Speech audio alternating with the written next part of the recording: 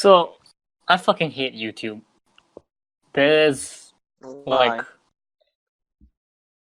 I want a competitor to YouTube so badly because YouTube has done everything it can to be as terrible a platform as possible.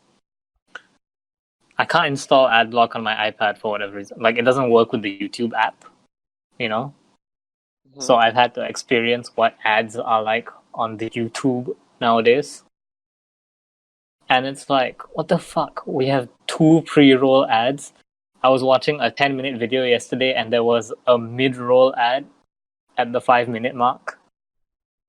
And then they have like 2 ads at the end. Like, what the fuck, man? I had to watch like a 15-second ad for a 1-minute video. Like, this is getting ridiculous. Oh no, this is cross ridiculous. We are in full blown like this platform does not want to exist anymore. You know, like what is like? I mean, at least it's not Stadia ads, at least, or is it? No, not anymore. Google has run out of money. They've stopped. Honestly, I wouldn't be surprised if Stadia was dead. Yeah. Yeah. I mean, I realized something since they announced YouTube Premium for Malaysia, the ads have been getting worse. So they want us to pay. Getting worse. Oh yeah, that's definitely it. Because also every time I open YouTube, I always get you should get YouTube Premium because then you can listen to music in your browser. Like you can listen to music even when the app's closed. I'm like, what the fuck? If you have the capacity to do this, then why the fuck are you like giving me a worse experience? They even made it so, because I use my iPad as a computer, right? Because I'm fucking poor. I have to. So sometimes I'll open like Firefox and I'll have YouTube open in one tab while I do my work in another tab. And at one point, they figured out how to make sure YouTube wouldn't play even if I alt tabbed. And this is like, yeah, it's goddamn, like YouTube is really desperate for money, especially after all the COPPA shit, where a bunch of their videos can no longer be monetized. Big old sad. But yeah, thank you for reminding me about the Stadia ads. I'm so glad those are gone. The Stadia check has finally bounced. The Stadia check has finally bounced. What ads am I getting? The most common one I get is for like local UK banks. Zoopla, that's another one, like some property housing shit. Basically, my cookies are like all over the place right now. I stay here forever. That's what they're doing. They're asking you to stay here forever. Yeah, they even told me. They even told me about like new gacha shit. Have you heard of the game called Arknights? Oh yeah, I've heard of that before.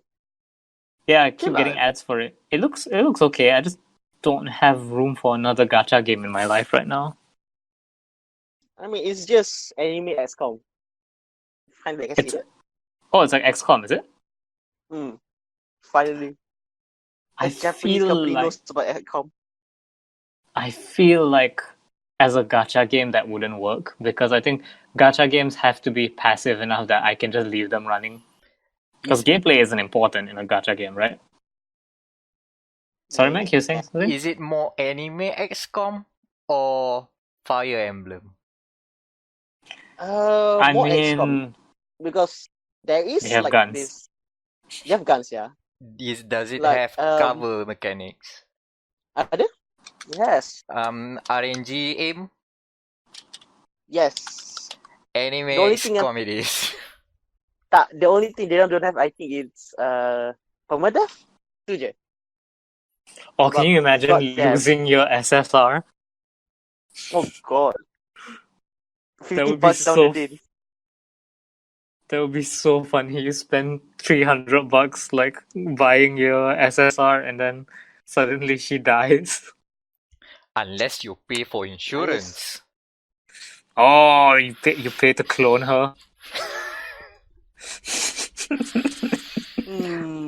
premium accounts include insurance, so you don't get to perma-die your characters. No, it's limited insurance. You get 5 free clones. The 6 is you have to pay $60. Oh, the first one is free. Yeah,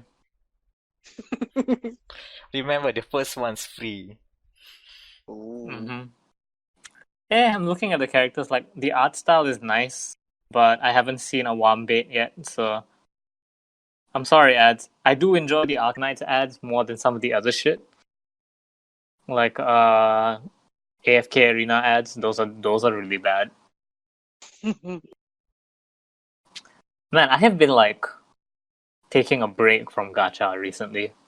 Like, I haven't touched Food Fantasy in forever because that game is a walking dumpster fire, where they keep releasing characters without voices, and it's just like, what's the point anymore? And Review Starlight has also, like, they're doing a lot of redo events. Like, they're doing a redo of events from last year, and I'm like, I've already gotten all the stuff I want from this event, so I'm using this as a break to not have to play shit. But yeah, man, being on mobile has made me realize like how much capitalism is killing the internet. It's essentially what I'm saying. Because like, literally any website I open up, hey, you need to accept our cookies policy. I'm like, what if I don't? Nope, get out of here. You have to accept our cookies policy to use this website. I'm just like, fuck. And then I keep getting like ads for weird shit like retainers, and I'm just like, I don't want to buy retainers off the internet. Actually, I prefer it when my retainers are made by actual like professionals. Ooh, I see a maid girl. I'm on the Arknights website right now. By the way, I see what appears to be a maid girl. That's pretty great. I think the best girl is, I know it's like a bunny girl, something like that. I did see a bunny girl, yes. Yeah, that's the best girl. It best in the meta juga. As my friend says, best girl and best meta. In before nerf. Oh god, gacha game nerfs are the best because they're not actually built around game balance. They're built around shutting up whiny fanboys. Ooh. I still remember Food Fantasy had to create a new server, like, because they had top 10, like, they had like a reward or something if you were top 10 in the server. And then so too many people were complaining that they couldn't fill I think it was top 100 actually, but so, you know, everyone who wasn't top 100 complained that they couldn't be top 100. So it's like, here's a new server, so now you can jump to that server and be top 100 there. That's 100 less people complaining. And then you have Review Starlight's god-awful PvP balancing, where it's literally just power creep. What do you mean balancing? Because I spent a lot of time on the subreddit. Occasionally the PvP people are there. And so Arthur Karen was top tier for a while because she had a completely new ability that no one else had. That created like a counter shield for your entire party. So damage is converted to health. Like all incoming damage. Yeah, so the next card they released was Arsene Yachio, which reverses any kind of conversion ability. I'm just like, this is the laziest balancing I've ever seen. It's literally just, okay, now wail for this card. And then the next banner is like, here's a hard counter for your Yachio. Just like, goddamn gacha games. You are great because you form the sedentary layer at the bottom of gaming. Gacha. Combo and Gacha. start the intro.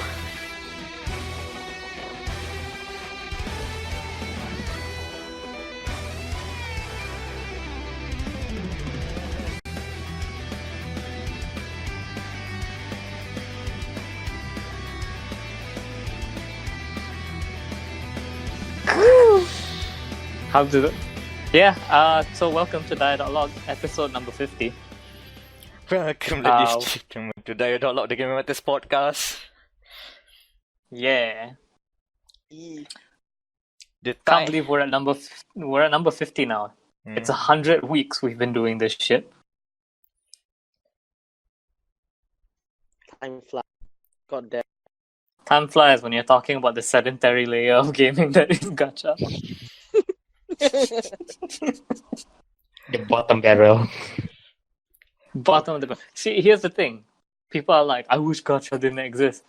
But the sedentary layer at the bottom of any pond is important for the ecosystem. So is gacha. You need gacha to stay alive. Yeah. Oh my god. It's really independent. Mm. we have one Amirul. Say hello. Ohio. Next over there, we have Daniel. Say hello. Hello. And we still have Hanan over there. Say hello. What up? And I am Amirul Mekronos Ashraf, and that was like a 9-minute combo. The longest time to intro we have so far. Oh man, if we ever do this bit again, I can go way longer than that. 30 minutes. The Let's go. The filibuster challenge. Filibuster challenge. Yeah. No, the problem is the jungle is just too much gacha. I cannot enter. My startup time does not meet the end time of gacha talk, so I cannot enter. You gave the entry point of XCOM, then I can put in some hits, some good hits. Awesome, man. You gotta learn how to Roman cancel segues. No, what I'm saying is that we need to properly build our gacha team, so we have more synergy next time. Oh my god. So, we are entering the year of the rat. Oh yeah, Gong Hei. Uh-huh. We're rats. Hey. We're rats. We're the rats. Choi. It's Chinese At New Year night, this we weekend. stop at night. We're the rats. I've been watching too much rat movie. Anyway, what's up with you guys outside of the gacha talk? Mm. Oh man, we have. It's been 2 weeks, man. I am pissed off actually. It seems all the funny shit happens to me on the off weeks. It happens to me early in the off week, so that I have to like either remember it or come up with something new that's funny to happen to me. Like I fucking played Senran Kagura Reflections because it was on sale. Bought it for like Ooh. Is I that bought the it for hand the holding game was game? yeah, it's the Yeah, hand that's the game. one. HD Rumble. Yeah, HD the HD. Rumble. Killer app lah. Yeah, it's a tech demo. It's a tech demo for the Switch Joy-Cons. It's a great one, but it's the most important thing is that I don't like the main character from Senran Kagura, so I shelled out an extra $4 for a girl that I did like. Wow. Dedication, man. Dedication. Get on my level, gamers. I can't remember what her name was. Was at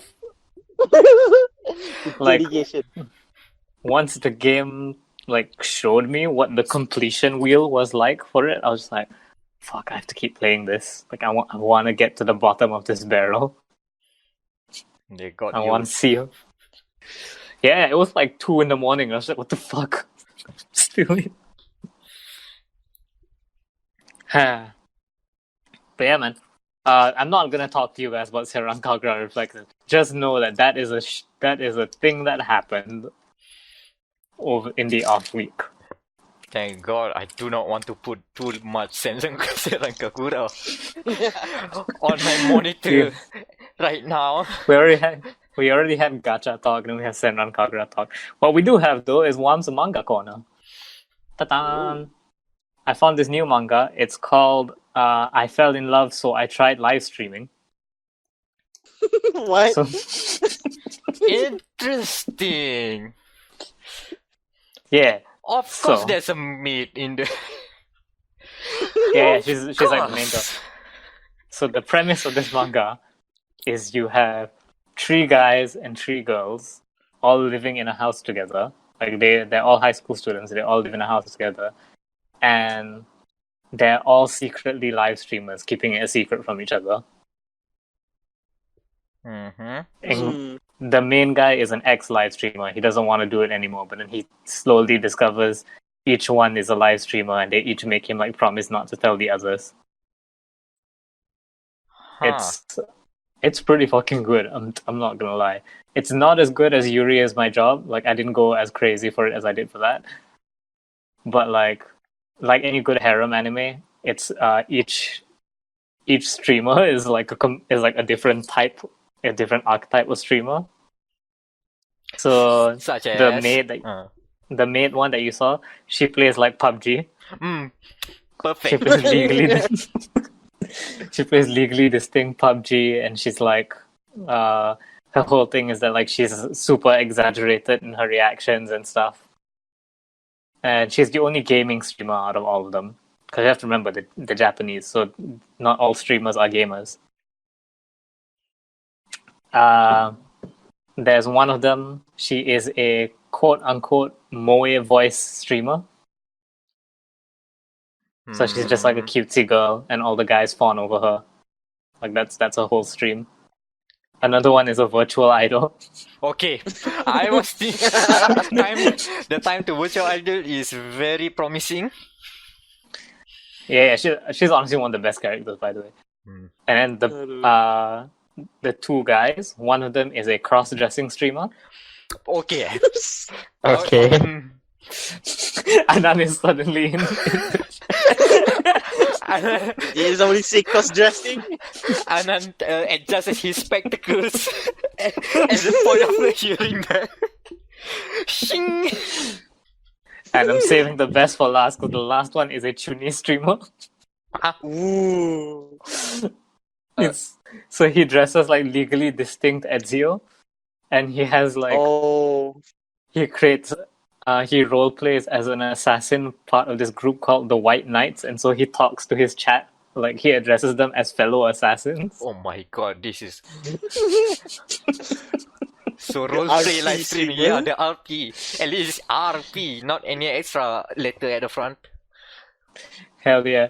And there's a bit where like he's the jock of the group, so he's like this big like buff dude who plays sports.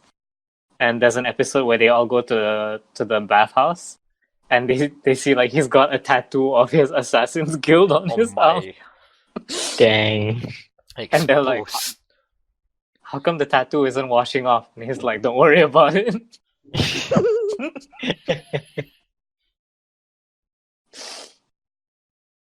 So yeah, man, it's pretty fucking good. Like that is some good harem shit. Wow, I can't believe we've had 2 episodes now of Wam's Manga Corner. Ooh. The sad thing about all these manga is that I have no idea when they're gonna fucking update. The sad life of good mangas. Yes. Especially good manga. Like once a month. There's this one kind of more adult manga. So it's taking like 4 months to update. I'm still waiting. Yeah. Oh yeah, like fucking Wotakoi hasn't updated in forever. That's another thing. It's like fine wine. You have to wait. Yeah. You have to wait. The wait is worth it, but it's painful. It's painful. Just because it's worth it doesn't make it less painful, yeah? Yes, exactly. Reminds me of that I did binge one manga. Yeah, I actually did, and it was the spiritual successor to Initial D, that MF Ghost. Oh, I read that. It's pretty good. Yeah, last time I checked, it was like October. The last time they've updated, I checked again like early this year. No updates, so I'm waiting for next year until my next binge on that. Oh, one manga that I have talked about on the podcast before, like it hadn't updated in forever, so I gave it up for dead or cancelled. And then it updated like this week, like the new volume came out, so we're getting new chapters on a semi-regular basis now.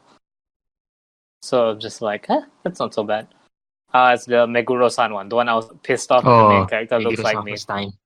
Yeah, Oh, it's actually pretty good. Like the later chapters that actually focus on her as a character are pretty good. And then there's whatever the fuck is going on with Hensuki. Hensuki. But Yeah, it's weird because yeah. the anime, I think the Japanese like release of it is updating regularly because the anime has like super exceeded where the manga is. Pretty sure, anyways. I don't know. That's my take on the manga corner. Yuri is my job. The new volume has been announced in Japan, so just waiting for the English release to come out so I can fucking buy that shit. ew. So I heard that you guys got to play Final Fantasy VII R. How was that? Ooh. Cloud's new adventure. Moving on to me and Daniel's escape bits last week. Yeah. So, how do we want to go about with this? I can set up the story. I think we just talk about the game first and then baru the lunch. Alright. Okay. Just to I love the dia.log lunch review. Oh boy, we Oh, had. yeah. We, We'll be getting a lot of invitations now. Ooh. That's why. Okay, so so basically we went to a PlayStation event. It was for a Chinese New Year celebration, the annual Chinese New Year celebration. Last year that was me and Wam. We went there. This year, since well, we failed to win a PS4. We failed miserably. But this year we sent Daniel and me. Also no luck. We should send Irham. We should send. Where's Irham? The best part is that our table, out of 10 of us, there were 5 of us that won. Except yeah. I think we have Najri from Axis won. He won the main prize, so that sucks. Mm-hmm. And before that, there was the other guy with us. It was the Bunny Gaming guys who actually got he got the pick first. But apparently, to win the grand prize, you need to post on social media or something. And he said, "Oh, I did not. Oh, okay, pick another guy also from that table." Sad. Our luck is bad, even though it's already halfway. So apparently they also offered us to play Final Fantasy VII Remake. How was that? Okay, to set this up, this is from the E3 2019 demo, which is basically the first bombing run. The 10-minute first 10 minutes of the bombing run.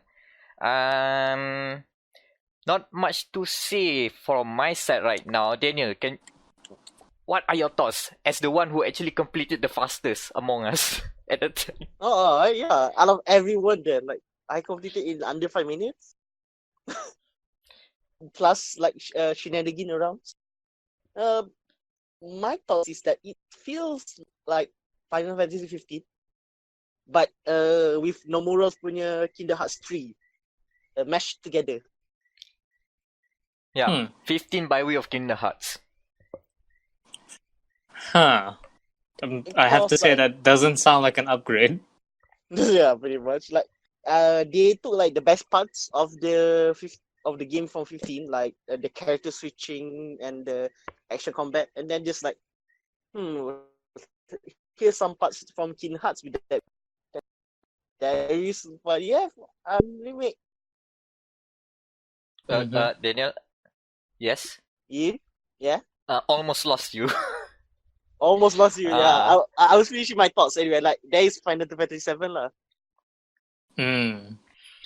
To break down a bit on the combat, just for those who are not in the know.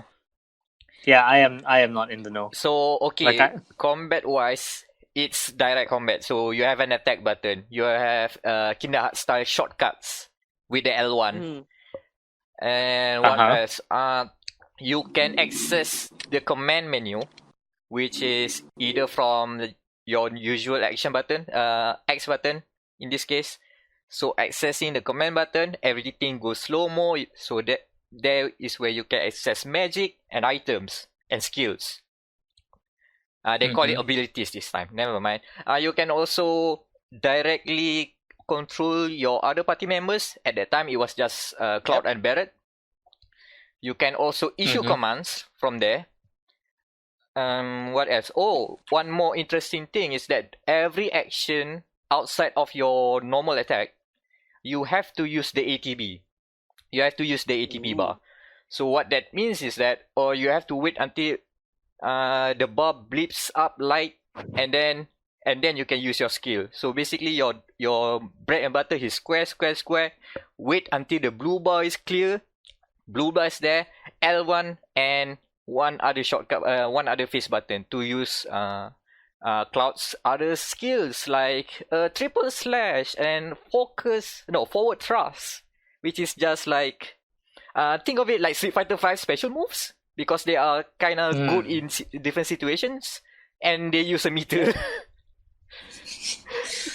Okay, but you said there's an ATB bar. Like, I'm completely clueless on this. So, it's still kind of like 13 then, where it's still basically turn-based? Yeah, or is it full on hack and it's not full on Yes hack and and no. slash. Because like even like if you want to use an item, you have to wait until an ATB bar is full. Then you can use an item, which threw me off a lot. I'll get to that later. What else? Barret is long range. Just in case you don't know. Oh, really? Yeah. Really? Machine gun arms is long range? Machine gun is long range. Also, because we play, the build that we play have Japanese voiceover. Barret is basically Kuze from Yakuza 0. He's like the hard ass Yakuza man that rolls his R's. He goes, "Hey, Kuze! He's that kind of guy. And Cloud is of course your emo Sasuke lah. He's like, blah, blah, blah, blah. You just mumble. Performance of I think it's an upgrade. It's worth the. You can see the money spent on there. Yeah, I was gonna say like it better be an upgrade. Oh, better. And I think JC has that ara kind of aura. Oh yeah. Yeah, the big sister. Ara. Oh man! And suddenly oh, what's this? I've pre-ordered the game. Oh no! So I guess in terms of like fan service of like we say fleshing out the story base, I think Final Fantasy VII Remake delivers. But if you expect like a revolutionary combat system, I don't think so. Put your expectations on check. It's not gonna be anything too crazy, but I think it would be like a more refined Final Fantasy XV. That's not a bad thing. It's not a bad thing. Yes. It's just that you have to know what you are getting into. I have to say, like, on the topic of Final Fantasy XV, there is a weird thing that's stopping me from liking Final Fantasy XV. Which is? It's the I don't know how to describe it, but basically, like, someone made it sound super basic to me. But it's just like, oh my god, it's my boys. I just miss my boys. I'm just like, and I have no interest to play this game now. Which is a shame, because apparently the chemistry between the Choco Bros is really good. Oh yeah, it's genuine. Yeah. It's not just like a boy band kind of chemistry. It's like genuine chemistry. You really feel like these are your bros for life, man. Your bros with also hoes. fishing. Oh yeah. Fishing. Daniel, what do you want to add on this? I think like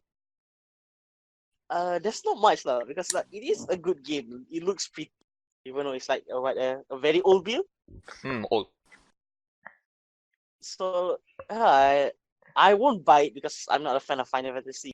So still, it would be interesting. Try it out, like maybe in a sale or something like that. So me, I'm just cautiously optimistic right now. You think Cloud's gonna be added to Tekken?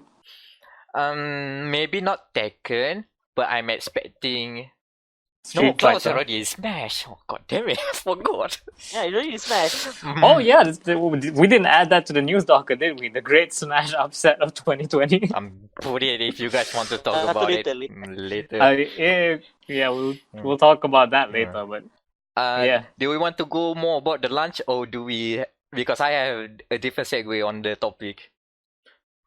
Lunch. Now we let's talk about the lunch. I Let's don't know talk what about else.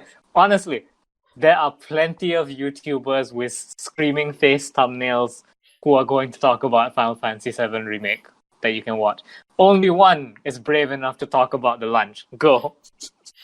So we but the event was held like at Sheraton PJ, which is ironically is the place where Tun Mahathir won his election First seat. to five. Oh. Yeah. Like they have a victory chair for God's sakes. How many seats are in the Malaysian Parliament? How many seats? 141. Best for 141. Basically, rough count. Oh god, I'm just imagining 232. 232. Okay, 232. best of 232. I'm just imagining you The you can longest watch ever Smash battle. you can watch the Dewan Rakyat meetings. He comes in with the laptop and 2 controllers, and he opens it, and the Melty Blood team starts playing. Dude, the elections is just a nationwide 100% man team battle with the prize money being controlling the government. My God, we should present the general election as the next Evo next time. That would be amazing. That will get the youth votes. That is how you get youth votes. Youth power, man. Salty bets for the election. Salty man. Oh, Yes, no. you know how there's always the news coverage about what's the unofficial results right now, and every time put X on there, broadcast that on Twitch. On the side is the chat. The chat keeps on betting who's gonna win this seat. Who's gonna win? Odds in favor 100 to 104. This is the popular candidate. GE6. Well, GE17 is the next one, right? Yeah. Oh, is it? No. 15. 16. Oh no. No, 15 was no. last. Lost count. 16 is 16. 16. It's 16. GE16 live on Twitch. Remember that. Listen, Remember that. Astro, I will gladly stay up till 5 in the morning, doing this. This is... Okay, I think Dr. M, FGC Dr. M has to be the greatest creation of this podcast.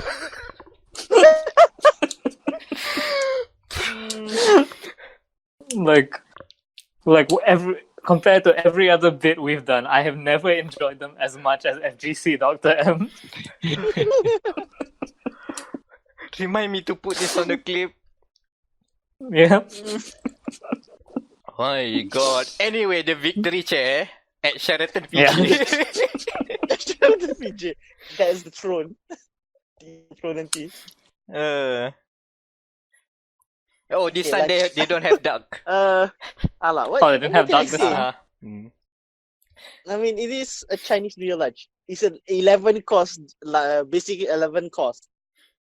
And we are probably full by, I think, around 8 when they start serving the nasi goreng. Yeah, good on them. I'm putting the nasi goreng at the end. Rice always at the end. Yeah. Mm-hmm. I can get behind that. Yeah, basically. But this is this is the first time I think me doing the Yisang, so it was shocking to see the price. Well, wait, Daniel, what was the racial makeup of your table? Besides me, Meck and Najmi, we were the only Malays. The rest were Chinese. Okay, that's good. Last year's one, right? Oh, it was yeah. the best Yisang. It's the other way around. Bunch of Malay ass people, all of us no idea how to do Yisang. I guess. I guess we had to be assigned one Chinese person to like lead the Hisang. Yeah. Well, it's like this year's like we didn't do anything. We just see them do it. Yeah, All 7 of them. Mm. Man, I could go for some Hisang. Oh It was boy. like 150. So Yeah, you said. I guess that leads to the mini event actually. Because actually that day, the main event was, at least for us, was not Final Fantasy VII Remake. Maybe the Yisang. Maybe. But the highlight of the day is that I finally got to play Final Fantasy XII. The Zodiac Age. The real Final Fantasy. That's the MMO one, right? The pseudo MMO. As I like to call it. Catalyst to Final Fantasy XIV. Yeah, basically. So they were like very how do I put it? The faces when people see the transaction that Daniel and I made In front of everyone, every Sony employee. And I think the most damning of all is our friend Ken from Kakujope. His reaction for seeing me holding a copy of FF12 is just, good on you. If you're happy, I'm happy. Look, I know. For FF12, for a lot of people, it sucks. I know. It's one of the most polarizing games in the series. That being said, I think Final Fantasy XII is one of the most underrated ones. And let's say it's like it was ahead of its time, let's say. Okay, so let me circle back with the combat system, because you can see that like starting with 15 they are toying. No, I think it's like 13 they're already toying about how can we make the combat more action based. We want people to just jump around. Oh, dude, they've been doing that since like fucking 8, man. 8, remember 8 introduced the ATV. 9 they tone it down. 10 a bit. 12 is like 11 and 12 is like basic. 13 they went back that direction. So with 12, it's like it is very system heavy. Like, remember FF10's Spear Grid? Which is basically the skill tree system, which is basically Path of Exile's monstrous skill tree that just goes on and on forever. Yeah, that thing. So 12 has a similar system, but instead it's a 2-step process. So first you need to traverse the license board, as it's called there. You have to gain license. And as the name implies, you only gain the license. You have the permission to use the ability. You have the permission to equip the gear. But the second step is to actually buy the spell or buy the equipment that you have the license for. So it's a 2-step process. So that's a bit demanding. And the other demand is that the way you can spec your characters is like way open. But that was the original game. But with the re-release, first it was the Final Fantasy XII International Zodiac job system, and then the recent re-release, which is Final Fantasy XII the Zodiac Age, they introduced a job system. Surprise, surprise. So instead of just having this one license board, which you can go anywhere you like, so you can just spec each of your characters according to what you want. Now you are specified to a job. So let's say, okay, you want a guy who is a black mage. So this guy will only have access to black magic, a few magic gear, and some other spells around it, and also a lot of magic boosts. If you want to spec, let's say, there's a dragoon equivalent, but instead it's not called a dragoon because you cannot jump. So it's called an Ulan. An Ulan who is who's basically the jack of all trades and use spears and also some other magic spells. So now you have to be special. You have to pre-plan your characters. and is a lot of analysis paralysis. If you are going in like without any preparation, it's a lot of like preparation that you need to do because it's a lot of demanding things. I know that's why people don't like Final Fantasy XII. I understand completely. But I did my homework. I opened a spreadsheet and then go to Wikipedia. That's how you know the game is good. When you open up that .xls file. Yeah. That's And I then mean, it worked for Monster Hunter, so. I opened the main fandom wiki page and found somebody already did all the legwork with the spreadsheet. I opened that instead, read through everything, and pre-plan my party already. So when the time arrives that I need to pick a job.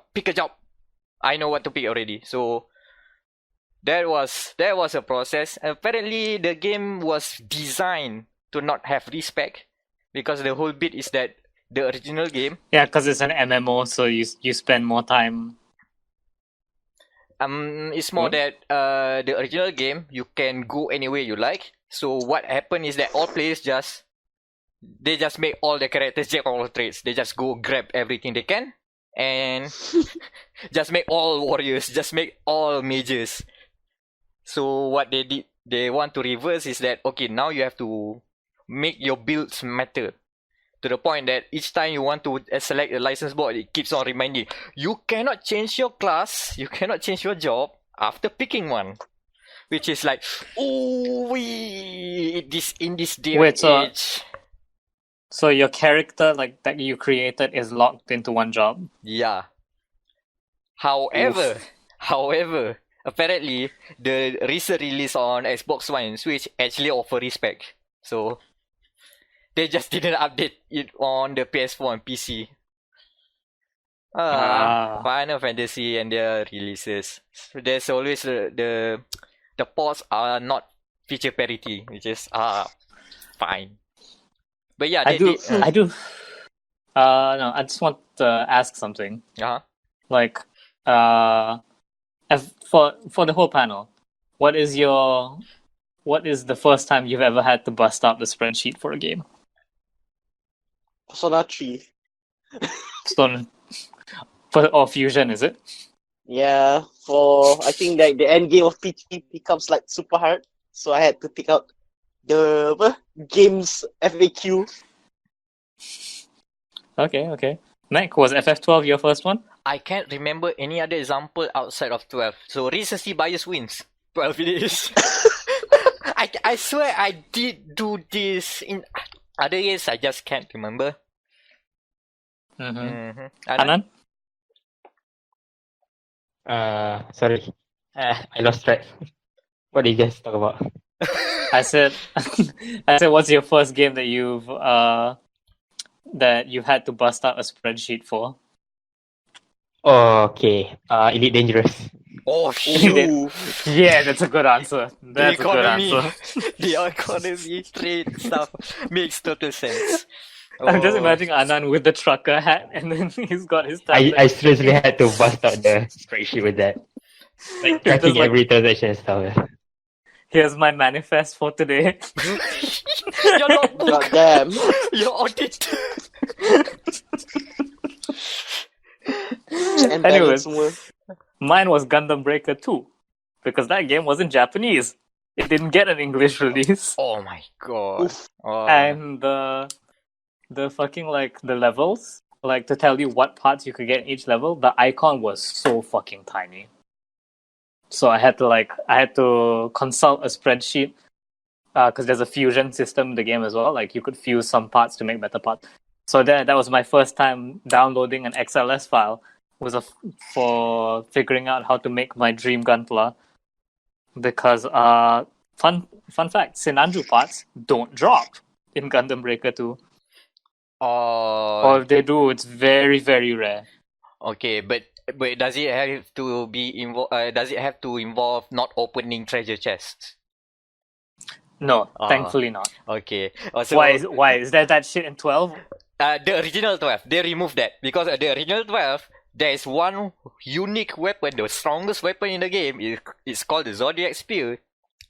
It has a chance to spawn However, you must not, in any circumstances, open 4 very specific chests, and the 3 of them are very apparent and obvious for early game because you need gear and you don't have much place to explore, so you might probably open them. Wait, are they like little sisters or something? Like, are they like? Do you have to kill someone to open these chests? Because like punishing people for opening chests is like the dumbest shit you can do in a video game. And that's why they remove it. Thank God. But I did not figure out about that before I opened my spreadsheets. Because at the time, I was just agonizing over how come this time there are so many treasure chests. Apparently, the new release, they put in more treasure chests. And they spawn more sporadically. You leave one room, you return back, the chest respawns. Oh boy. So if you keep on thinking about which treasure chest again, it keeps on tempting you. But apparently, thank God, that was removed. Oh. Yeah, this so- kind of reminds me of like a huge complaint I've seen about the Dishonored games, where they like because they give you so much cool shit, right, and then they punish you for using it. It's like, oh, you got the bad ending because you used the cool shit that we put into the game. Like, you gave me a fucking time stop. How was I not gonna use that to kill people? You don't. Unless you How? kill. Binary morality system sucks these days. No. Yeah, binary morality is the absolute worst. Mm-hmm. Yeah, tell that to Infamous. Fucking fast. About the combat, when it clicks with you, it just flows well. Especially now that you have like a fast forward button. So if you think the combat is slow and grinding is a grind fest, well, press L1, open the gambit system, which is basically an AI system where you can pre-program your characters to do certain actions based on parameters, and you can just automate that shit. It's basically a gacha game where you can just grind, just move around, kill stuff, move around again, kill stuff, get stronger, open the license board, sell stuff, buy more weapons, grind again. You can totally do that, and it is very, very efficient this time around. And yeah, and also items do not use an ATV. Items are used instantly compared to like it has a pseudo ATB because you have to wait until the bar is full and then an attack happens, and then an attack happens, and then a magic happens. Outside the item is just instant use. So, which threw me off with Final Fantasy VII Remake. And yeah, I just like this sort of combat system more. Also, the side quest, the big side quest of this game is basically Monster Hunter. You go on hunts. Hell yeah. You go find a job board. You go find the person who put the bounty. Ask him, find the monster, kill the monster, go back, claim your reward. And if you think about it, with the whole MMO style combat system, right? It feels like very tactical Monster Hunter in some form. And of course, most of the monsters that you hunt are way too big for the camera to fit in. There's a dinosaur in the first area. Like, there's a freaking dinosaur. It's not beating around the bush. Hell yeah. And before we move on, what I love about Final Fantasy XII is that the world of Ivalice is just one of the strongest worlds that the Final Fantasy games have. I mean, it benefits that 12 is not the first time we see the world of Ivalice.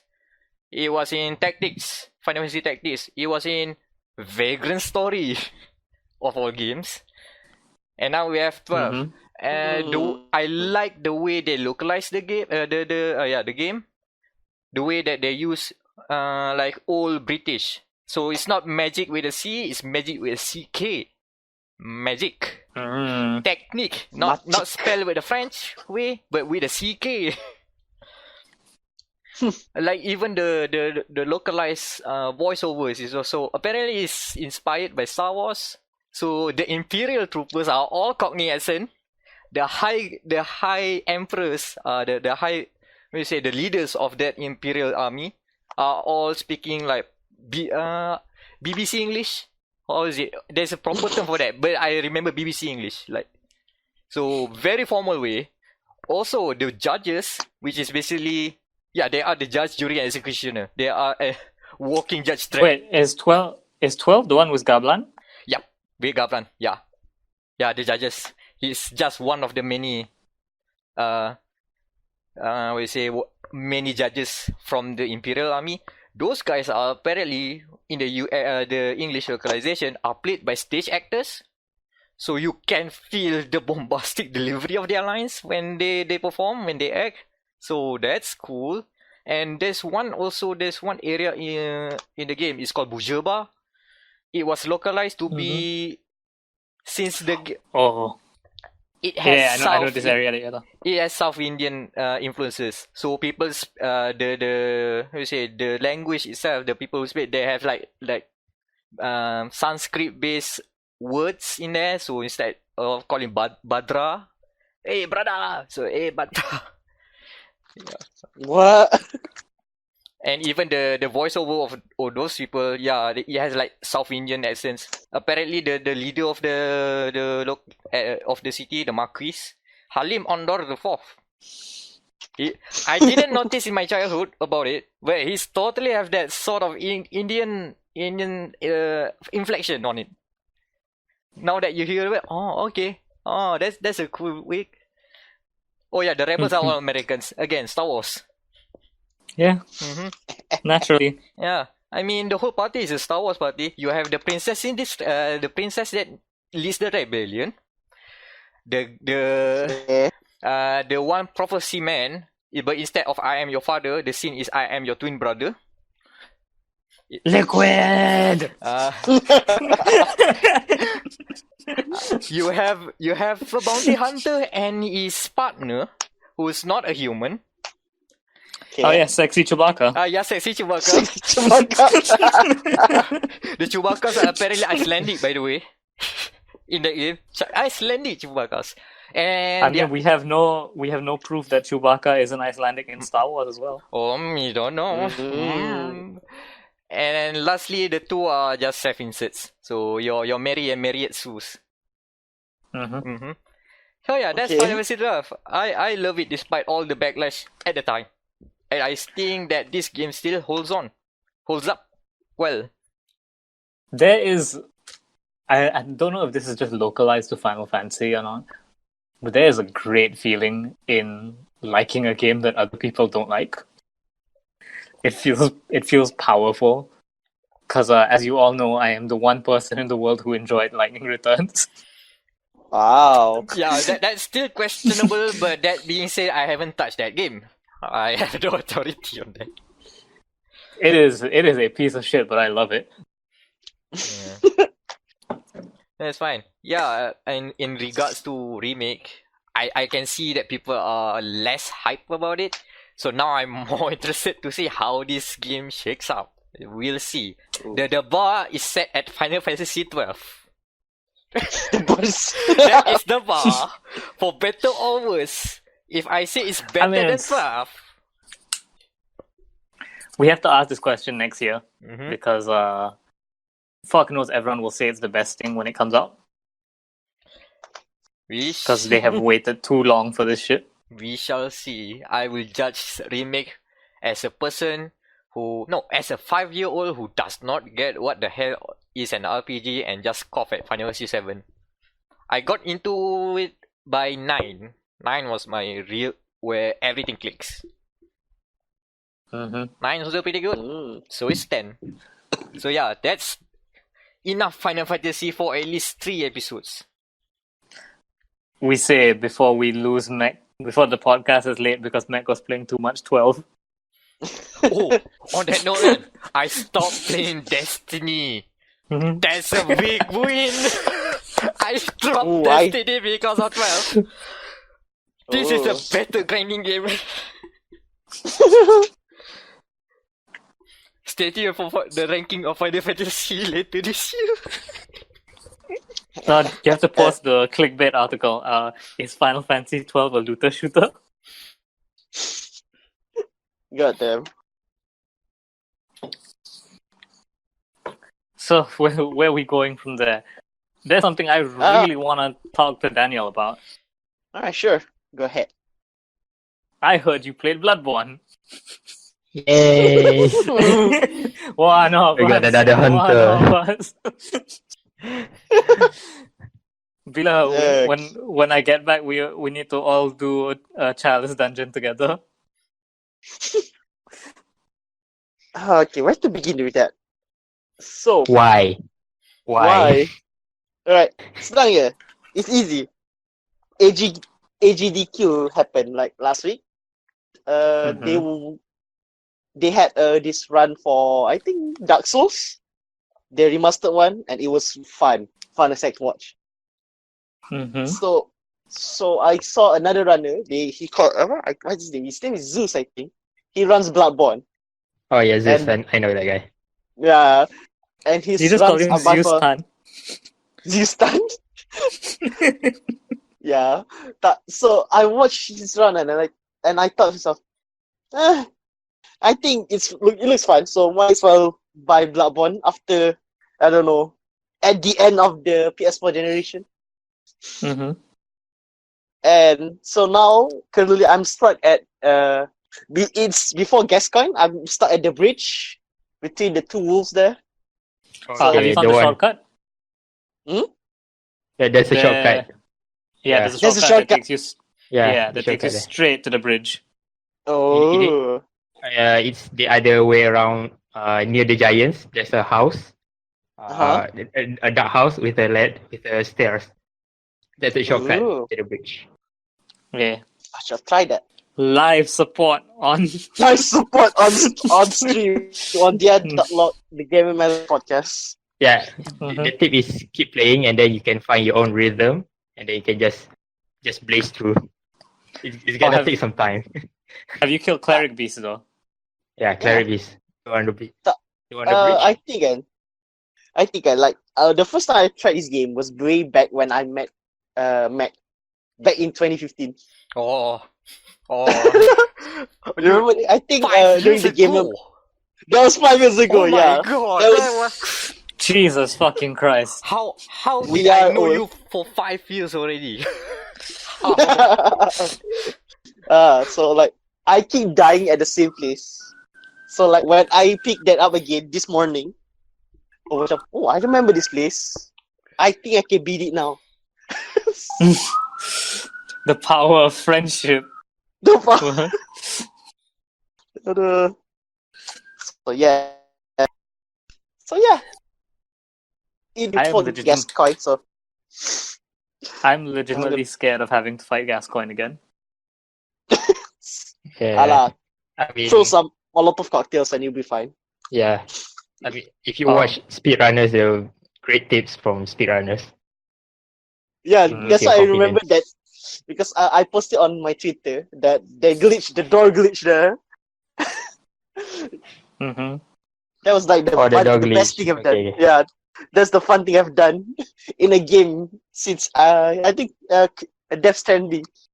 Aduh, gila. Thing is, you have So- to die anyways, so you die Yeah. eventually. You will No, I die. died at the stairs. No, technically, you don't have to die because if you go up the stairs and into the first worst lamplight, Mhm. whatever. Yeah, must- first lamp. That means Just like you won't technically you didn't die. Strats. Strats. Strats. I thought you were gonna say that you technically you don't have to die because you can pick up the saw spear at one of the churches, and I was just like, Oh, that's still quite deep in the game. You still don't have a gun, which is pretty important, but Oh yeah, the gun's so important. God damn, like I think like I've died like 10 times already in the span of one day. So that's very good. Good character building. Mhm. So like I have to go to after this podcast I have to go to Malacca. So I'm going to be playing that at Malacca for the next 3 days. Nice. No help, no nothing. Just literally offline mode. Torture. Honestly, man, playing Souls games without like online, without the messages, like to me are the most important part of Souls games. Like forget summons, but messages I feel like are so important to the game. Because I had to play Dark Souls without it because I didn't have Nintendo Switch online, Mm-hmm. and it was just like, and it felt lonely, man. Because Dark Souls is about like getting those weird like try plunging attack messages. Oh, just like the first. So technically, Dark Souls are the first 10 game. What? Hideo Kojima, first 10 game. You know. They are the first Shrine game, yeah. Yeah. It's about connections. The But yeah, I look forward to the ongoing saga of you playing Bloodborne. Which imagine, starting like, weapon did you pick, by the way? the what's it called? The blade? No, the The sword cleaver. cleaver. Sword Yeah, the cleaver. Yeah, the cleaver. Yeah, the thing is, you can take the cleaver until the end. You don't have to change. Oh another shit, weapon. seriously? Oh, Yeah. okay. It's pretty fucking good. Yeah. Both the cleaver and the axe are pretty great. Yeah. Yeah. But the cleaver is like especially good if you just upgrade and stuff, and then refine your techniques. You can bring it to the end. You can still use the gun while the cleaver is transformed as well, right? Yeah. I Yeah. think so. Yeah, I can do that. Because it's Yeah, a 'cause- one-handed. So Mm, it's Yeah, all right. one-handed. compared to the axe you lose the ability to shoot in two-hand mode. So that's Interesting. yeah, man. The only thing that makes me change weapon in Bloodborne is aesthetics. I dropped the axe for the Kirk hammer. I dropped the Kirk hammer for the stake driver. I dropped the stake driver for the boom hammer. I dropped the cleaver for Louis Holy Blade and Tonitrus. Tonitrus is my favorite so far. Tonitrus like fucks shit up late game, man. Like, cause it's good against redacted. So Yeah. Ooh, redacted. I have to find out myself. Ooh.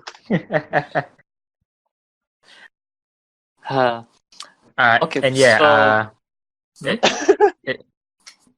Beast Blood Pellet, that thing is your friend. Okay. yeah, Ooh. Beast Blood Pellet. I hate using consumables, but Beast Blood Pellet is pretty fucking great. It's Okay, I'll keep that in mind. It's great for the fast weapons. Not so great Yeah. for boom hammer. No. Maybe if you have Rakuyo, probably good. Ooh, yeah. Rakuyo is Lady Maria's weapon, right? I think so. Hold on. Probably. God.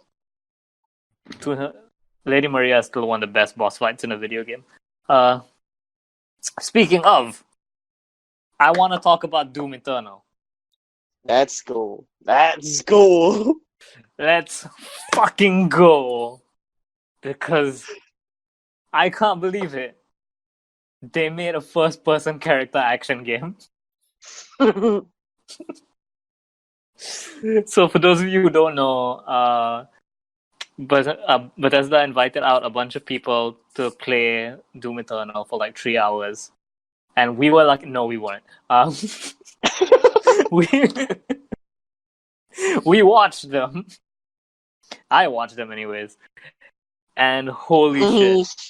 You may remember during E3 last year, I said I wasn't all that impressed with Doom Eternal. I take all of that back now. I take all of that fucking back now. The game has air dashes. The game has you can target weak points on enemies to disarm them. So the enemies with shoulder-mounted cannons, you could shoot the cannons off to force them into a melee. There are a lot of guns in that game. Like almost every person I see has like a different loadout of guns. There's some weird like Gatling shotgun that I saw that looks beautiful. There's like the chain gun and all that shit. But yeah, that game looks fucking sick, man. There's a hub world now. It's called the fucking Fortress of Doom. Of course it goes. It's called Fortress of Doom. Doom gets has away with it. It's okay. It fits. Doom guy has a space castle. It's not just a spaceship. It's a space castle called the Fortress of Doom. He has a lab, by the way. Like, there's an arena that spawns enemies for you to lab, which doubles down there. It's a character action game. I can't remember what it's called because the fans suggested calling it the Ripentarium. I think it's called the Riptorium or something like that. It's Wow. stupid. The shoulder mounted attachment also makes Doom Guy a mecha now. It's a mecha character action game. Look, I don't make the rules. It's you have like the fucking flamethrower, so you can light shit on fire, and if you do, when you kill them, they drop armor pickups. So that's like, I have never seen such a step up from the original Doom's gameplay, because I love the original gameplay, like the 2016 Doom. Mm-hmm. This one is like, oh, we've made it like more, like we've improved it more. I'm just like, you've improved it more, holy shit. Yeah, so there's like you can explore the Fortress of Doom, and there's like a bunch of shit you can upgrade. I'm avoiding the words Metroidvania, but it does look slightly Metroidvania-ish, because it looks like there is shit to do in the levels that you won't be able to explore on your first time around, so you will have to go back when you have upgrades. In before is actually Ratchet and Clank. Doom Guy is Ratchet and Clank. He is both of them. And I don't know if you guys saw this. There's a photo going around. Apparently, when you pick up power-ups in the game, like Doom Guy's eyes will light up, and you can see them reflected in his visor. So it even looks like Metroid Other M. So was it Other M or Prime? I think it's Metroid Prime. Prime. Metroid Prime. Yeah. Yeah, Other M's the one we don't talk about. Oh no, not the baby. But yeah, man, fucking air dashes in the game are fucking sick. Like, you can air dash into glory kill. Some of the shit you can do in that game is amazing.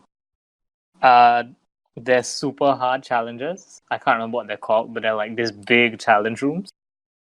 And if you get all 6 of them, you get this shit called the Unmaker.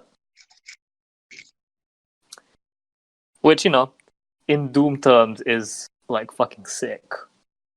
So I don't know why you wouldn't. But yeah. Doom Eternal, man, it looks sick, and I am pissed off because the Switch version has been delayed indefinitely.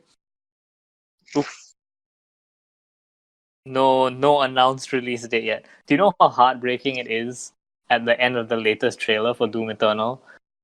When Stadia is on the fucking poster but not the Switch. Big sad.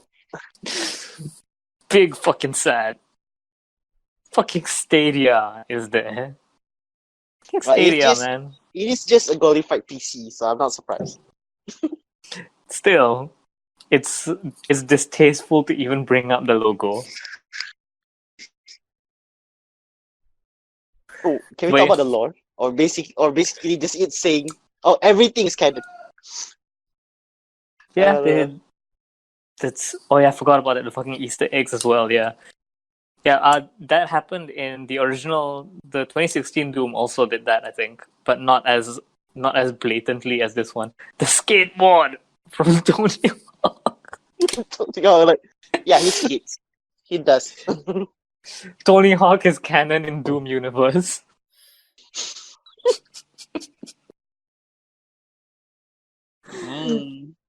His fucking rabbit cage is there as well. Like, for those of you who don't know, the plot of Doom 2 is that demons killed his rabbit, so he goes on a revenge quest. Which is quite what's it called? Quite understandable. John Wick is a ripoff of Doom 2, is what I'm saying. Yeah. There's even a painting of him and Daisy. Daisy is the rabbit. Like, I don't know where it is. I only saw screenshots of it. But yeah, man. One of the collectibles in the game is floppy disks to install the original Doom. So you can now play Doom in Doom. Oh shit! Oh man! Fuck! We've gone too deep. No, the deeper it goes, there's one more hole you can go. If you can install the megawatt in there. Add-ons. Play Sigil, the unofficial Doom mod, in Doom Eternal. I don't know if you can actually play Doom in Doom Eternal, but that's what the collectibles are. You have a 90s PC that tells you how many floppy disks you need to install Doom. Apparently, it's some like super version of Doom though, because you need 14 floppy disks, compared to the original Doom, which only needed 4. Though I think that's a sign that there's 14 missions, because like in 2016 there was like one collectible per level, so it's probably the same thing. 14 missions, not bad. Yeah, man, I'm excited for this game. You can play as a Revenant, like one of the Skelly Mans. I don't know if it's like a story thing or what, but because they say you can use them to reclaim your property, but I don't know. I hope it's not mandatory shit, like, because honestly, I would prefer the Doom guy's kit to the Revenants. My favorite bit is because in the gameplay demo, you pick up the super shotgun, and so you, as the Revenant, you bring it back to Doom guy, and then Doom guy like picks up the shotgun, and you can just kill the Revenant there. And I'm just like, oh, Doom guy, you rip and tear until it is done. Fucking Doom guy, man. What else was there? Plays Revenant. Yeah, man. Gameplay wise, it's super fucking solid. Like, I have never been so happy to be wrong in my life. The only thing is, I still think the arm blade isn't that great. Like, the arm blade is still the weakest looking shit that you have. Especially now that in the trailer it shows that you get the fucking icon from 2016, which turns into a greatsword. Mm-hmm. But yeah, man. Oh, there's also like third-person cutscenes in this game. Further proving that this is a character action game. Have I been lost? I feel like I've been lost. You're not. No. I'm trying to process the weirdness that's Doom Eternal. Yeah, man, I'm so excited. I fucking bought a Doom figurine yesterday. And I'm just staring at it lovingly while I gush about Doom Eternal right now.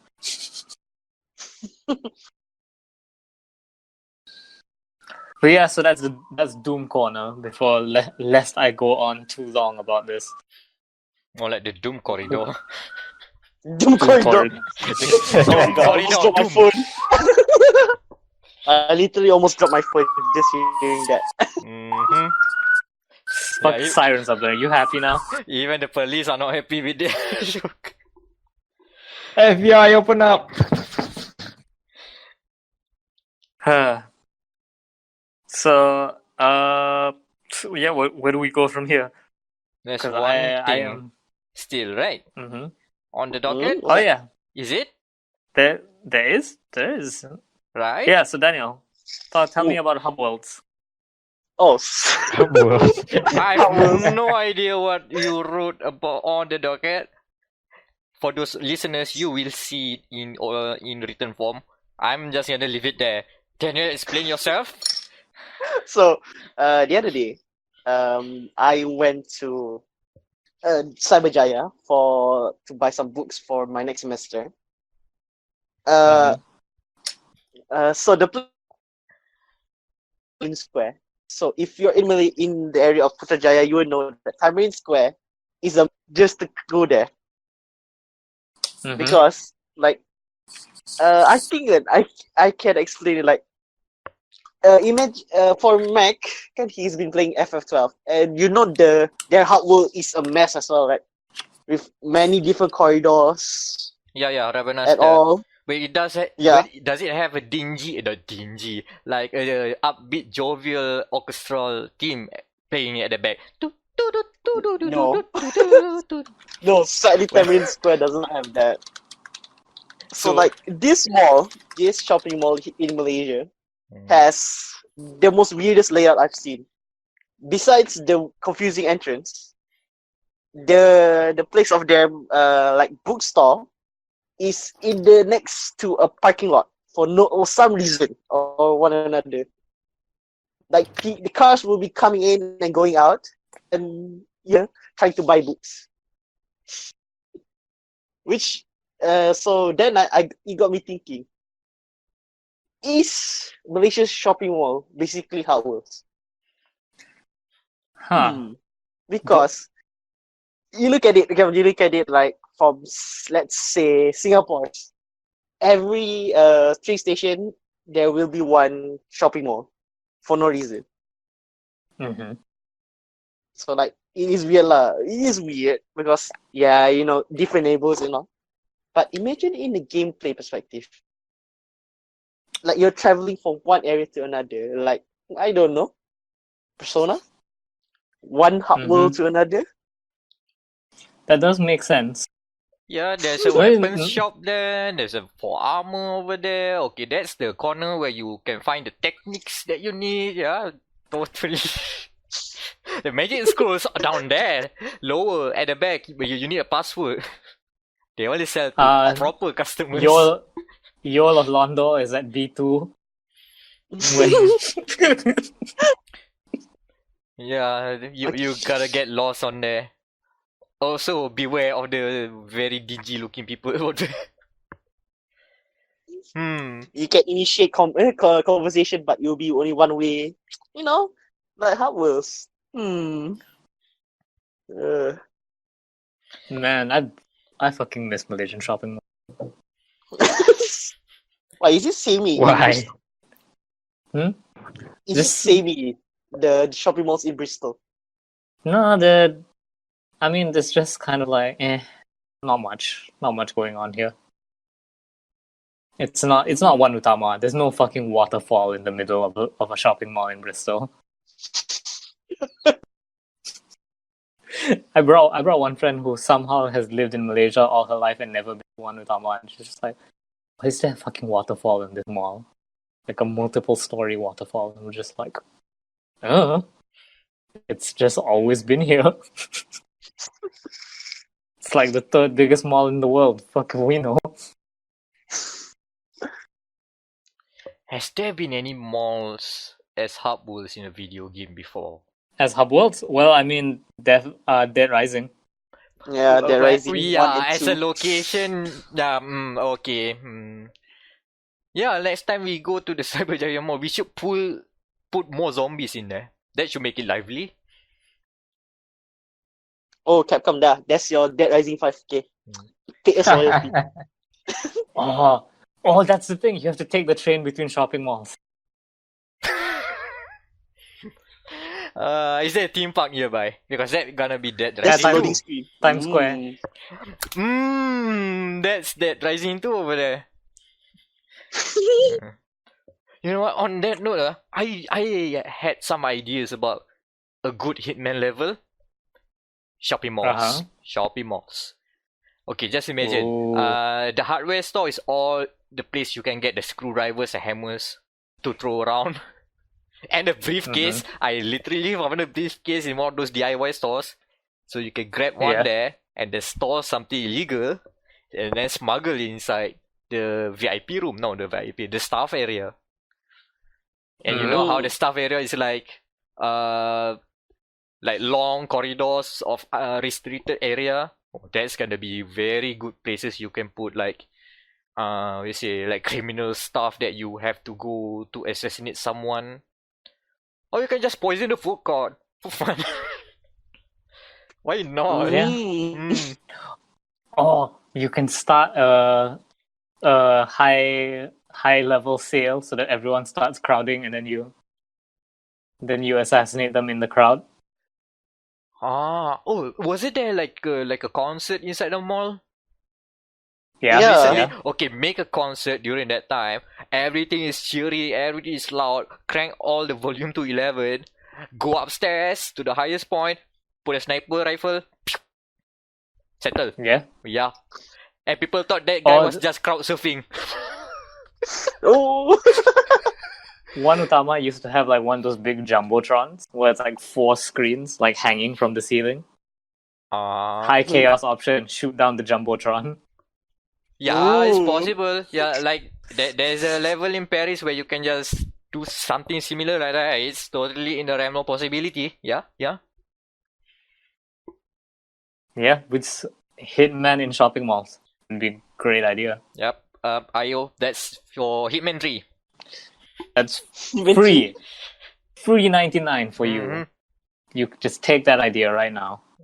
Just please have us in the background somewhere, like in an arcade, maybe playing with Dr. M. And then, oh god, if we ever go to an event and Dr. M's there trying to like raise his publicity, remind me I have to bring my Switch. And you're like, It can go either way. It can go brilliantly, or we gotta get someone being tackled by the security guard. Either way. now, man, listen, politician mingling with like local games journalists who was even on BFM, might I remind you? That's a great PR stunt. Like, shall we go to the news? Yeah. on yeah. that note, I was gonna. before I spend I spend another 15 minutes on FGC Dr. M. I was just gonna say bring a poison just in case we need to poison someone. But yeah, let's go to the news. So, there's no news this week because all the news has been delayed. Or maybe the delays are the news. So, after all the memes about how our wallets are going to die, it turns out they have been delayed. They've been postponed. 2020, Games that have been 2020 Yeah. did not get cancelled. It got delayed. it got delayed. For now, we got 2019 Scalebound, too. however, still cancelled. Forever. So FF7R was delayed an entire month from March 3rd to April 10th. Which would have been So the month of death.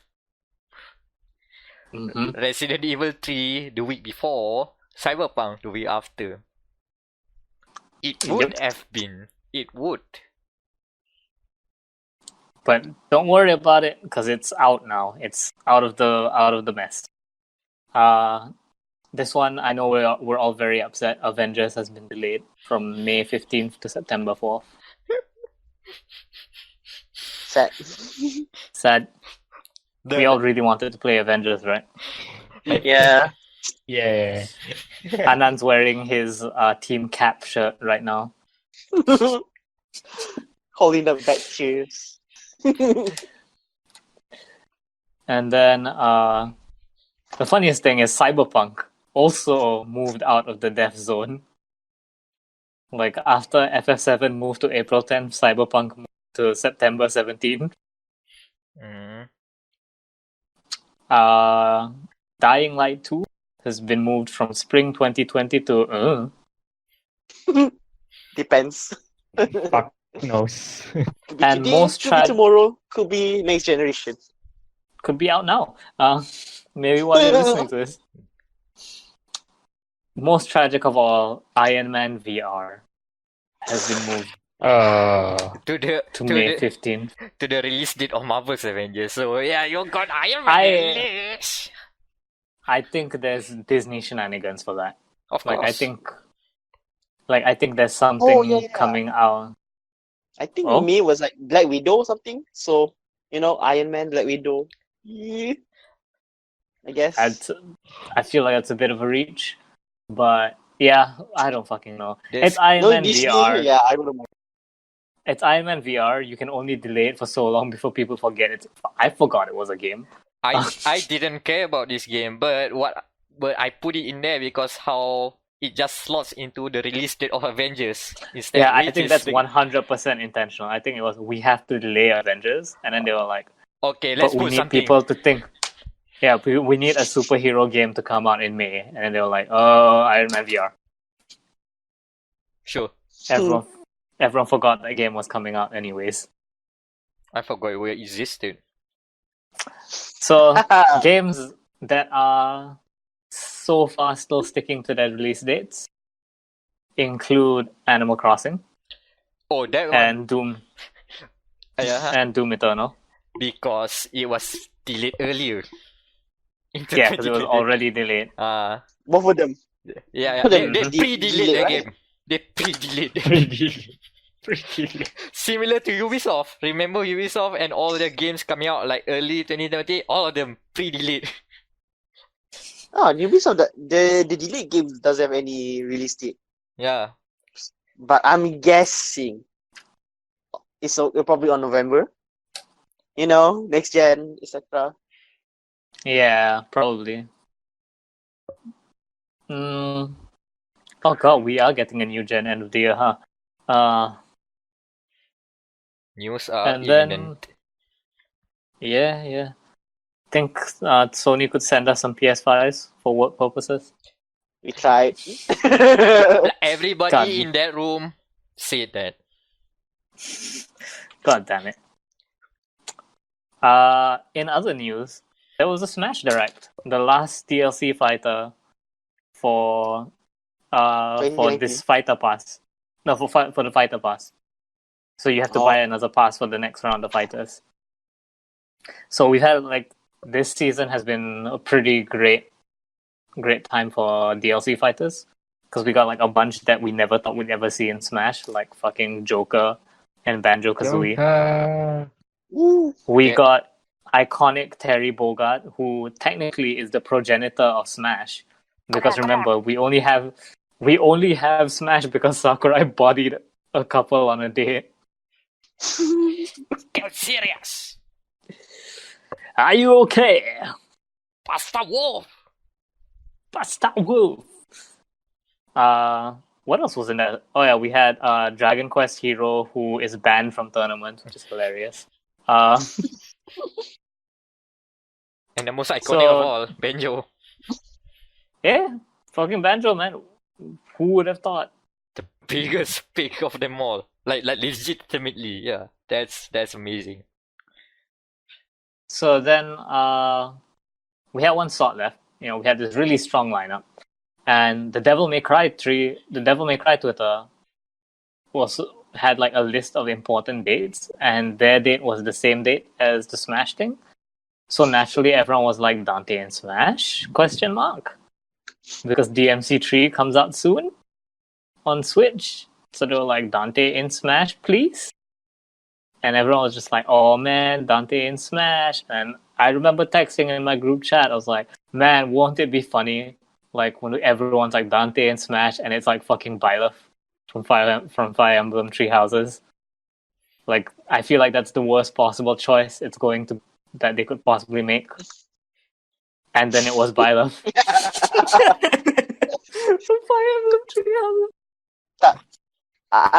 I suspect Sakurai will see your chat. He was like, haha. Haha, but what if?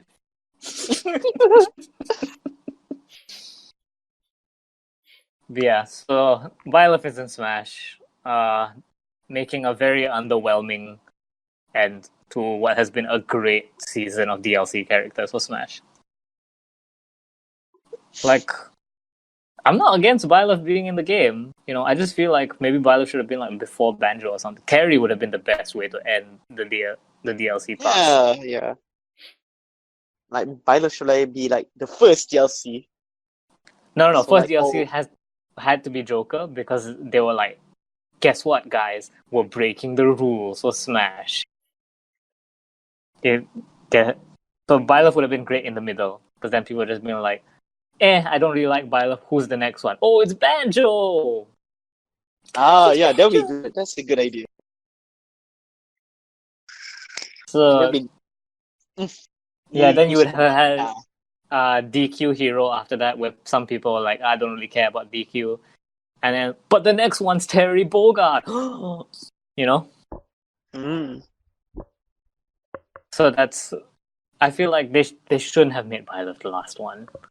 Like, put Byleth in the game, like, fuck, we already have like 5 million Fire Emblem characters, what's one more? Lucina, Robin, Mars, Crom.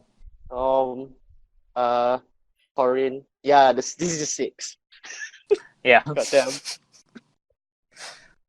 I have to Yeah, count. I you have can- to recount. Goddamn. I think the most piss off thing is that Byleth does not have an ability where she summons her lesbian harem. That's But- the offensive thing. Stages though has the stages has her. Has her harem. Yeah, but no, it should be part of her kit because we don't need any more like sword fighters. I want her to be a Pokemon trainer where she's just cycling through love interests.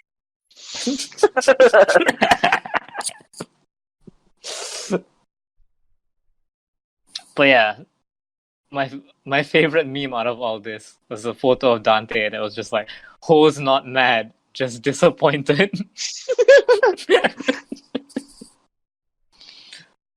Also, fucking Cuphead. Cuphead's in Smash too. Like as Sassy another. Smash. Yeah, no. I mean, like from that same direct, they announced that Cuphead as a costume for the Mii Gunner. Mm. So just so you know, it's all good. Like Cuphead in, Dante out. I would have personally loved like Dante or Doomkai. I mean- Even then, Dante's like, okay, yeah, another anime sword boy. But what if you made him play like Marvel Dante, where he's just Ooh. got so much shit? Style switching on You the remember- go. Yeah. Oh yeah, that's in DMC3 now. By the way, I meant to add that to the news as well. Wait, can you just imagine? People were complaining about Terry in Smash because you could do his inputs, like to do super versions of his attacks. Mhm. So like you could do the actual like Buster Wolf input from King of Fighters, and he would do it in Smash. Can you imagine how pissed off people are going to be knowing that you have to learn jump canceling for Dante? Oof. Oof. Like, what is That's this? the whole can of worms. And style switching, just be like, why do I have to learn to play Dante to play Dante? But yeah, man. Oh yes, Devil May Cry 3 is adding style switching for the Switch version.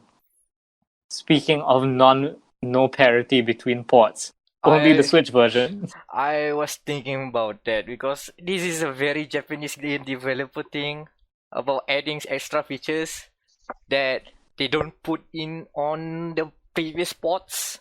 I guess don't know. We don't know yet if they're gonna feature edit like retroactively add the style switching on the rest of the ports. But yeah, right now it's just for Switch. Oof. Yeah, It's a good quality That- of life change. it's a great quality. The only thing that makes me worry about is that probably means they're changing the enemy layouts as well. Because the enemy layouts in 3 are based around like you can defeat them with any style equipped. So but now we don't have to care what style you're using because you have all 4 styles. Can't wait to see the new combo shit though. Like, cause style switching for Dante is so like when they added it in 4, it makes his gameplay so much better. So that's the news. Fuck if we're gonna talk about anything else.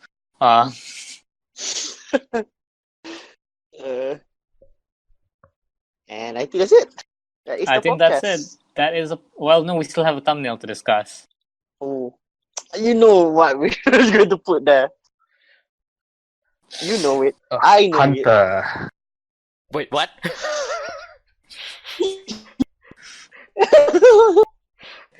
I was want thinking Switch yeah, controller, but okay. Hold on. Most of you guys are Dying. halfway dying of laughter. Okay. wait, Recollect. do we lose that whole segment at the end? No, just the laughter. Yeah, so thumbnail discussions. First of all, Dr. M was a Fatal Fury cap. God. Apa kabar? Basta aku. Apa saya pa? Okay na. Okay. Aduh. So that's very important.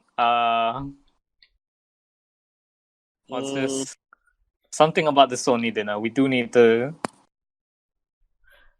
That picture. Make that picture of you holding the 12 box in front of the FF7 one. Do you have that picture? No, I because still have that picture. okay, because there was a photo session, photo booth, where you can take a picture with a cardboard cloud and cardboard barrel, and you can pose and have the official Sony guys take a picture and print it out. So, of course, What we did, Mac holds his very prized possession, the FF12 box in front of a cloud. So, good picture, very good picture. Again, that is the benchmark.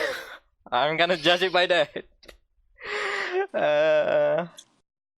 Yeah. Anything else? And fuck. Nothing that I can think of. We can put the parliament layout. Parliament layout.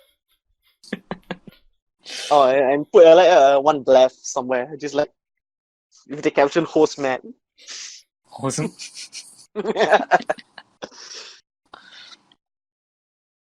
Yeah, I think that's thumbnail.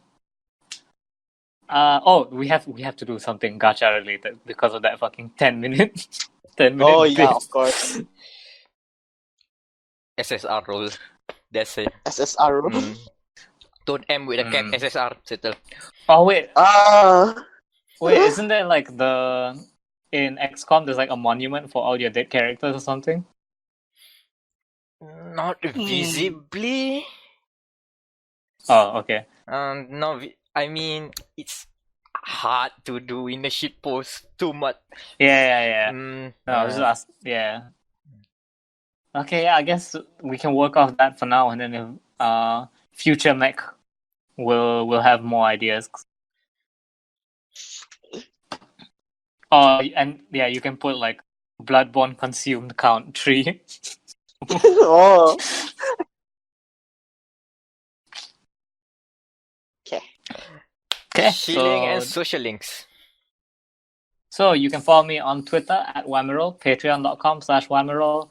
I just put out an article on my top 5 games 2019. You will absolutely believe what number 1 was. I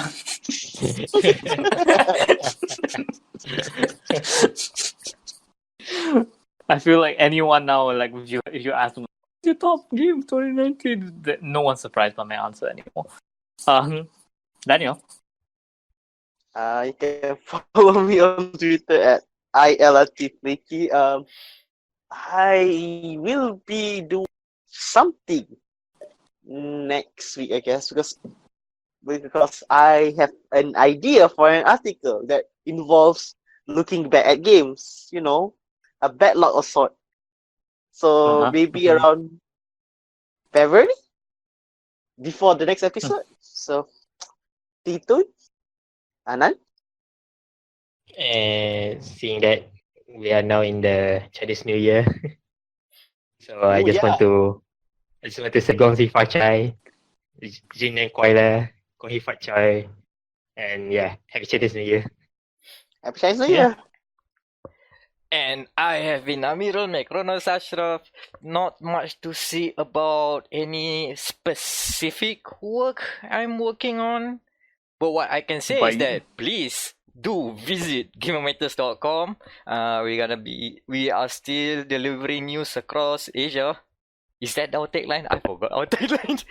Yeah, delivery across Asia. Yeah, that is. Delivery info across Asia. I'm pretty sure that's someone else's tagline. Oh, we shall have that round table annual grand meeting soon. Oh yeah. We will have some things up and running and up and cooking. But as of for now, nothing much to expect except that stay tuned for news. Oh yeah, impressions of Final Fantasy VII Remake in written form is also there. You might hear more about Final Fantasy XII in another future article. And also, again, if you guys have a question that you want to throw out to the panel, please either go to youtube.com if you're listening here on YouTube, drop down on the comments below, or if you are on audio from the various podcast services, go to anchor.fm/dialogue and send a voice message there. Your name and a question, that's enough. We won't be airing the voice recording. We'll just put the question in a box somewhere. Maybe we'll work on something like that. Or just send it to one of our Twitters. That works too. That works too. And with that, this has been dia.log, the Gamer Matters podcast, and until then, Doom's a fucking character action game. Yeah. don't believe in all those lies.